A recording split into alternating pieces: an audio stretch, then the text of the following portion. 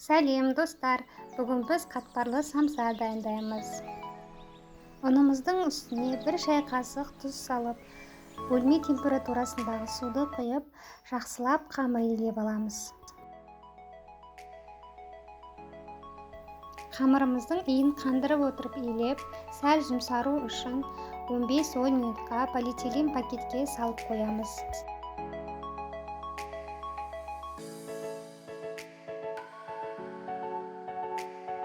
Енді самсамыздың салмасын дайындаймыз. Менде 500 грамм ет тартқыштан өткізілген фарш, аздаған малдың майы, тұз, қара бұрыш, сұйық май және шағындау 3 пияз бен 3 картоп қосамыз.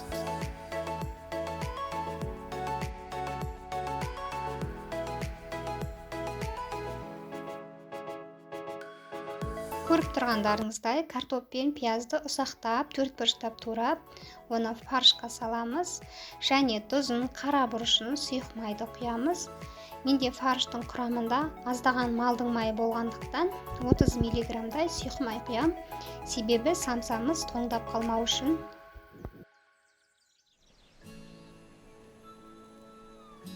Енді фаршымызды қолымызбен жақсылап мыжып араластырамыз. Енді осы уақытта қамырымызда тынды, тағы да бір иін қандырып илеп жіберіп, теңдей қылып 3 бөлікке бөлеміз.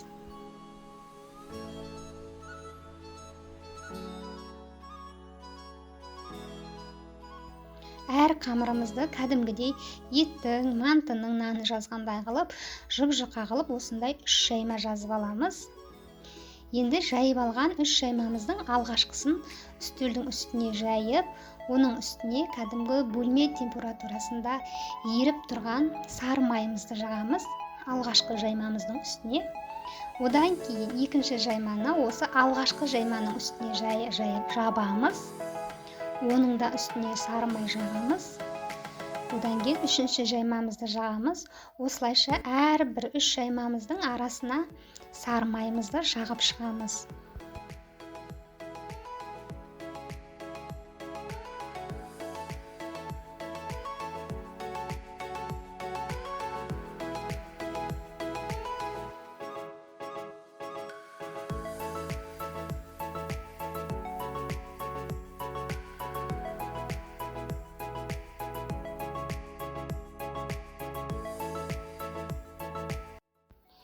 Енді үстіне май жағып орап алған шаймамызды бір шетінен бастап, рулет тәріздес қып орап шығамыз, басынан аяғына дейін.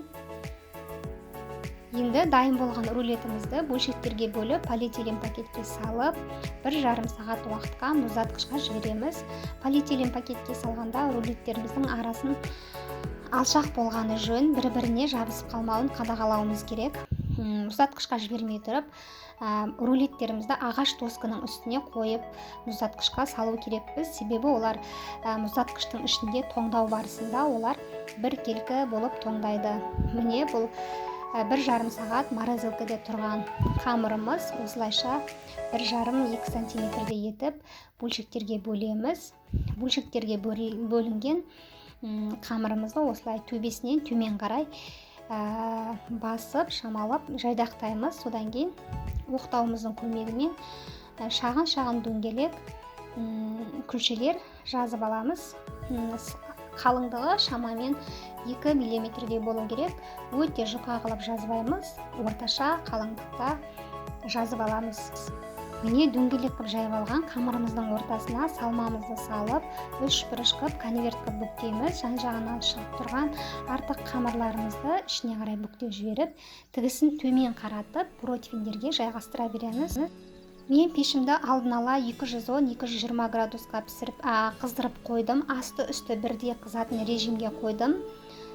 Сол градуста менде 25 минутта пісіп шығады. Егер сіздің пешіңіз қанша градусқа қойған кезде 25 минут уақыттың ішінде пісіріп шығады, сол градусқа қойыңыз.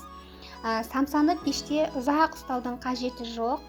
40-51 сағат уақыт ұстайтын болсаңыз, самсаңыз пештің ішінде кеуіп қалады, яғни қатты болып шығады. Сондықтан ары кеткенде 25 минут уақыттың ішінде пісіріп алыңыз.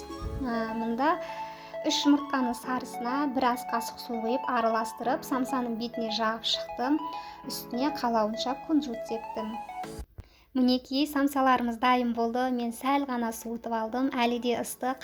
Байқап қарасаңыздар, самсамыздың қамыры қатпарлы, әрі жұп-жұмсақ, ішіндегі салмасы да сондай сочный. Сіздер де менің рецептіммен дайындап көріңіздер. Мен сіздердегі алдағы уақытта әдемі рецепттермен қуантатын боламын. Сіздермен бірге болған Әсем Гүл.